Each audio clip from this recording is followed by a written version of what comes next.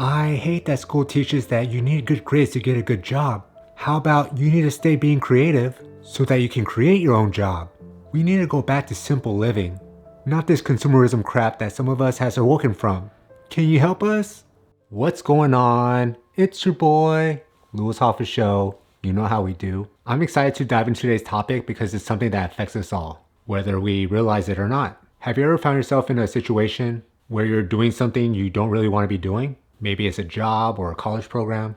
Well, today we're going to explore why we often feel stuck in these situations and why we participate in a system we actually hate. So let me start by sharing a personal story. I remember when I received a job offer for a job a few years back. Instead of considering if I really want to work at that job 40 hours a week, or if I even cared about the work, I found myself solely just focusing on the salary and how much I was going to make. It was like a magic number that caught my attention. Now in today's video, I want to dig deep into the reasons of our choices and how we end up in situations that don't align with our true desires. To understand why we make these choices, let's go back to our early days of education. Think about the American education system, for example. It's structured like a typical 9-to-5 job. You spend long hours in school, focus on one task after another, without questioning why you're learning certain things. From a young age, we're taught to strive for engagement, good grades, and to care about what we're learning. It's like a conditioning to discourage critical thinking about our actions and motivations. So basically, school taught us to follow the rules and not ask why?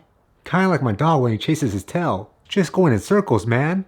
Imagine this, you're in school and it's lunchtime. You're not questioning the system, you're just going with the flow. It's a lot like being part of a big machine. But here's the catch. You're also being ranked against your peers, creating a sense of competition. And the message is clear, if you have good grades, you're somehow better and more deserving.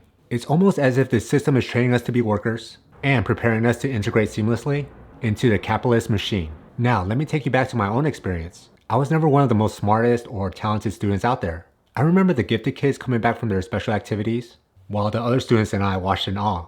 The teachers even made comments like, "Here comes the smart students." From a young age, this division is enforced, making us believe that some individuals are inherently superior or more capable based on their grades. It's honestly mind-boggling if you think about it. But as we grow older, it's not even about grades anymore. In school, we learned that getting good grades open up doors to better opportunities, higher education, and ultimately more money. So our focus shifted from learning for the sake of knowledge to chasing after monetary rewards. And for me, by the time I reached college, it wasn't about what I really wanted to do with my life, but rather what would make me the most money. So when I finally got that job offer with an attractive salary, I was sold.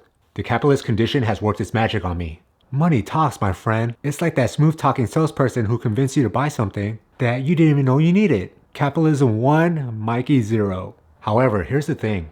Once we find ourselves in these jobs, we might start to realize that we're not actually happy or fulfilled. We may receive comments like, "Well, no one's forcing you to do this job." And that's true. But there's another aspect of the system that keeps us feeling trapped. The power of consumerism. From a young age, we're bombarded with advertisements. It starts even before kindergarten. And not only are we constantly sold products, but we're also taught to earn them. Remember when your parents promised you money for getting good grades? We're conditioned to link our accomplishments with material rewards. And with the rise of social media, the effects have become even stronger. When I was in high school going to college, MySpace and Facebook were all the rage. And then after college, Instagram entered the scene. These platforms not only connected us, but they also presented us with the dream life that we desired.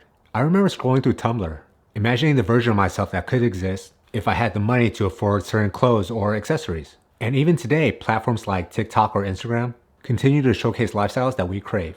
We want to travel to exotic locations, dress a certain way, live in a specific city, things that often require money. Social media, where FOMO and "I need a lot of dough to do that" collide. Can someone invent an app that pays me to live my best life already? So when we look at that job offer letter, it's not just about money anymore.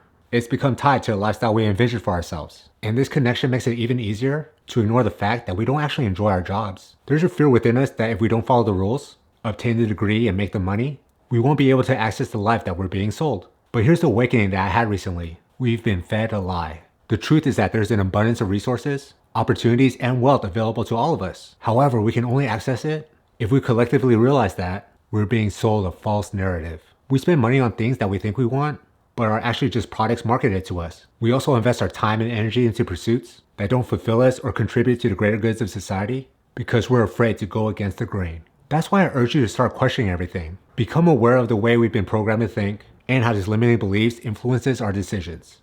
By doing so, we gain the power over them. It's essential for us to recognize the influence of the education system and consumerism on our choices and the roles we play in the system that we may not truly align with. From a young age, we're conditioned to prioritize grades and material rewards, which can lead us to make decisions based on external validation and societal expectations, rather than our own passions and values. The great conspiracy of adulthood. Trading our things for gold stars and shiny things. Who needs self-fulfillment when you have a brand new toaster, am I right? However, the realization of this conditioning is the first step towards breaking free from the cycle. We must challenge the narrative that equates success with money and possession, and instead redefine success on our own terms. It's time to question the status quo, explore our true passions, and seek fulfillment in meaningful work that aligns with our values and contributes positively to society. By breaking free from the limitations imposed by the system, we open ourselves up to a world of possibilities and the potential for genuine happiness and fulfillment. Let's prioritize self-awareness, critical thinking, and conscious decision-making as we navigate our path, choosing to participate in a system that aligns with our authentic selves. Remember, it's never too late to reevaluate our choices and make a change. Together we can create a society where individuals are empowered to pursue their passions and contribute to a more fulfilling world for all. Because we all know what we need to do. So let's just go out there and just do it.